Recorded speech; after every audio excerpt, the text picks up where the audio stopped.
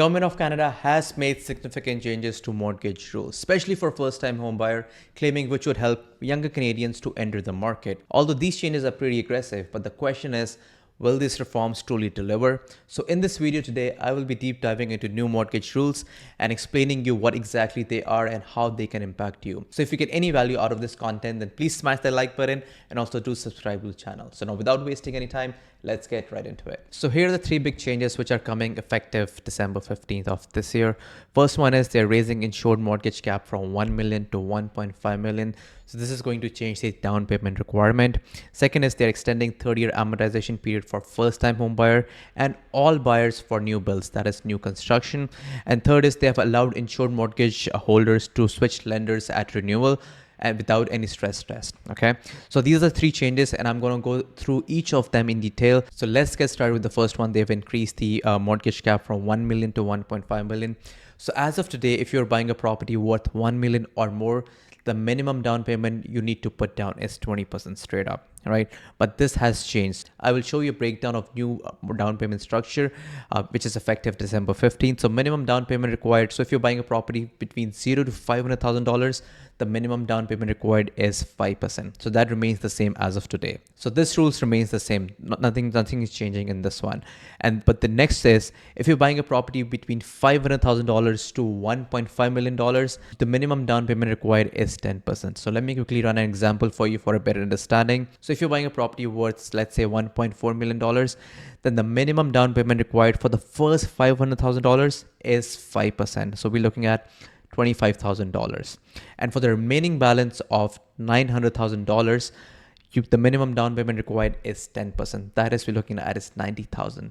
So the total down payment required on the purchase price of 1.4 million required is 25 plus 90, that is $115,000. Okay.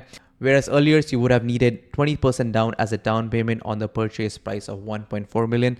That is $280,000. So that's the difference or the change we're looking at over here. So how this is going to impact the market? So because of this, more buyers are going to get more access to borrowing money up till $1.5 million. So therefore, there's going to be more demand for houses, especially between $1 million to $1.5 million. And those are primarily going to be townhouses and semi-detached properties in Toronto area and even detached properties in Greater Toronto area. So I have my thoughts on this. So as a first-time home buyer, especially as an individual buyer, your first home or your starter home should not be worth $1.5 million or even $1 million.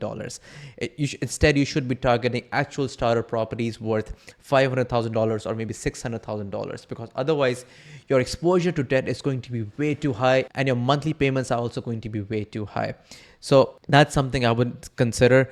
Further, more access to borrowing money will generate more demand, and that's going to push prices in one direction, that is up. And because of that, it is going to lead inflation. So Bank of Canada over the past 2 years or 2.5 years, they have worked pretty hard to control the inflation. And let's give credit where it's due. They have kind of figured it out, and now slowly and steadily they are decreasing the interest rate so that we can end up with a soft landing. But programs like these being introduced, that might jeopardize that. And I can take a wild guess that Bank of Canada must not be thrilled by these programs being introduced by the Liberal government, that too out of the blue. But we'll see how things turn out to be. Now let's go ahead and walk through the second big change, that is regarding the amortization period. So they're extending the amortization period to 30 years for all first-time home buyers and as well as all buyers for new builds. This essentially means that you're able to spread out your mortgage to over 30 years or mortgage payments to over 30 years instead of 25 years, which is pretty standard. This is both good and bad. According to me, this is good for someone who uses this plan strategically and with discipline. For example, let's say if you're someone who are almost there or who've collected down payment or almost there with their down payment, but you're not comfortable with those monthly payments because they are slightly higher. So in that case, you can use this program. You can extend your amortization period to 30 years, and that way your monthly payments will come down. So the con this way is, or the bad side to this is that you'll be paying more interest. But if you use this program strategically, that is, you put any lump sum payment, or if you start saving money on the side so that you can put down lump sum payment towards your mortgage, the length of the mortgage can come back to 25 years or maybe less than that. The goal over here is to get rid of the mortgage as soon as possible. If you're strategic about it, you can do that. So now let's go ahead and do a quick pro and cons analysis of this program. So the first pro is that your monthly payment will be less. So on a monthly basis, your carrying cost won't be that high, and which is going to help in affordability. So that is good. But and cons are that you pay less now and pay more later because you'll end up paying more interest on your mortgage. So that's something you need to calculate and consider. This program is going to boost demand and hence basically going to put upward pressure onto the house prices.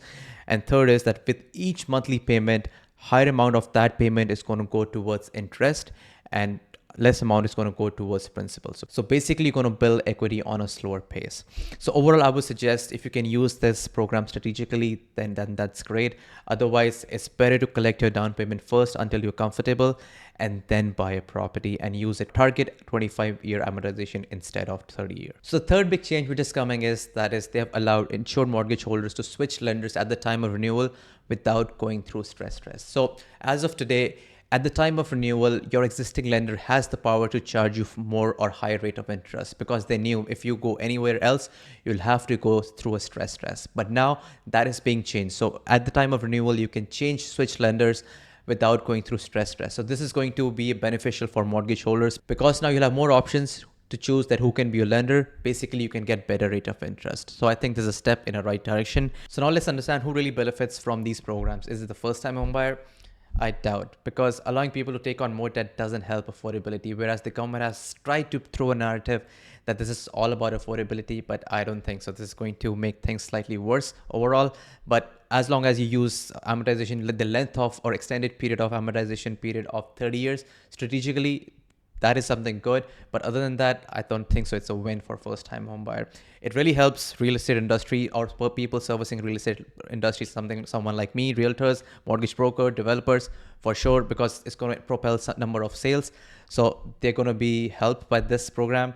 Existing homeowners, especially with the price point between 1 million to 1.5 million price point, because the price of those properties will slightly go up. So those are the people who are going to get benefited. And last but not the least is the politicians, I think, which is going to get benefited. It is pretty interesting to see the timing of these programs at the time they're being launched. I try to stay away from politics on this channel. So this is not a political channel. It's a real estate channel purely. So I won't comment much, but it is very interesting to see the timing of these programs because it is about the vote bank too. Anyhow, so that's pretty much for today. I hope I was able to give you some value. If you got any questions, you can book a call with me by clicking on the first link mentioned in the description below. Thanks so much. See you in the next video.